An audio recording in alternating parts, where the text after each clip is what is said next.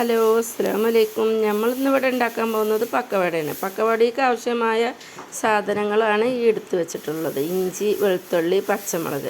നമ്മളിവിടെ കുറച്ചധികം പക്കവട ഉണ്ടാക്കുന്നുണ്ട്. അതിന് വേണ്ടിയിട്ടാണ് കുറച്ചധികം സാധനങ്ങളിവിടെ എടുത്തു വെച്ചിട്ടുള്ളത്. അപ്പോൾ ഈ 3 ഐറ്റംസും കൂടി നമ്മൾ ഒരു മിക്സിൻ്റെ ജാർ എടുത്തിട്ട് അതിൽ നന്നായിട്ടൊന്ന് ചതച്ചെടുക്കുകയാണ് ചെയ്യുന്നത്.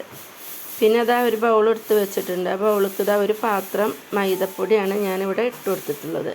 ഇതാ ഒരു പാത്രം കടലമാവ് ഇട്ട് കൊടുത്തിട്ടുണ്ട്. ഇതൊരു പാത്രം അരിപ്പൊടിയും ഇട്ട് കൊടുത്തിട്ടുണ്ട്. അതിക്ക് ആവശ്യമായ ഉപ്പാണ് ഇട്ട് കൊടുത്തിട്ടുള്ളത്.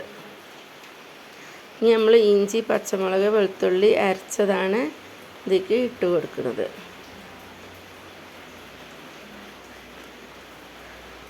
അപ്പോൾ നമ്മളിതാ അരച്ചതൊക്കെ അതിക്ക് ഇട്ട് കൊടുത്തിട്ടുണ്ട് കേട്ടോ.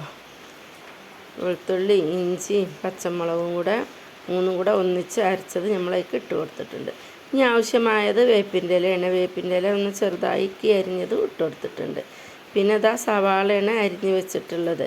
അത് ഞാനൊരു 4 സവാള എടുത്ത് വെച്ചിട്ടുണ്ട്. അത് നന്നായിട്ട് അരിഞ്ഞത് അതിലേക്ക് ഇട്ട് കൊടുത്തിട്ടുണ്ട്.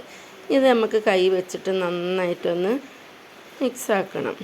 അപ്പോൾ നമ്മൾ ഉള്ളിയും ഇഞ്ചിയും വെളുത്തുള്ളിയും പച്ചമുളകും ഒക്കെ ഇതാ മാവും ഒക്കെ ഒന്നിച്ചൊന്ന് കൈ കൊണ്ട് കൂട്ടി യോജിപ്പിച്ചിട്ടുണ്ട്. പിന്നെ അതിലേക്ക് ആവശ്യമായത് നമ്മൾ ഇട്ട് കൊടുക്കുന്നത് ഒരു 1/4 ടീസ്പൂണ് മഞ്ഞൾപ്പൊടിയാണ്.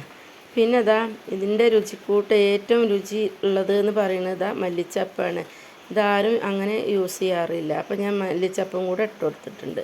ഇനി നമുക്ക് കുറേശ്ശെ വെള്ളം ഒഴിച്ചിട്ട് മാവ് നന്നായിട്ട് ഇളക്കി യോജിപ്പിച്ച് റെഡിയാക്കി കിട്ടണം. അപ്പോൾ ഈ മല്ലിച്ചപ്പ് ഇടുമ്പോഴാണ് നമ്മുടെ പക്കവടൻ്റെ ടേസ്റ്റ് കൂടുതൽ മുന്നിൽ നിൽക്കണം കേട്ടോ. അപ്പോൾ ഇഞ്ചിയും പച്ചമുളകൊക്കെ അരച്ചതുകൊണ്ട് നന്നായിട്ട് എരിവുണ്ട്. മുളക് പൊടിയോ ചിക്കൻ മസാല എന്തെങ്കിലും വേണമെങ്കിൽ വേറെയും ഇടട്ടോ. ഞാൻ ഇങ്ങനെയാണ് ഇവിടെ തയ്യാറാക്കിയിട്ടുള്ളത്. അപ്പോൾ പിന്നെ നമ്മൾ ചട്ടി വെച്ച് എണ്ണ നന്നായി ചൂടായതിന് ശേഷം എന്താ ഒരു സ്പൂണ് വെച്ചിട്ട് കുറേശ്ശെ മാവുതിക്ക് കോരിയിടുകയാണ്.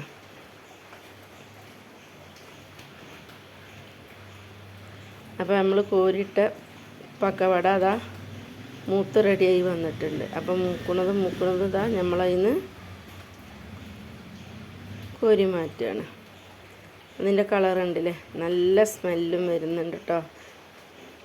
അപ്പോൾ രണ്ടാമത് ഇതാ നമ്മൾ ആ എണ്ണയിലേക്ക് തന്നെ കോരി ഇട്ട് കൊടുക്കുന്നുണ്ട്.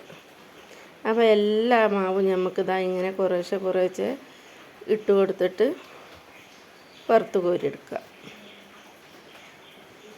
അപ്പോൾ നമ്മളെ പക്കവട അവിടെ റെഡി ആയിട്ടുണ്ട് കേട്ടോ.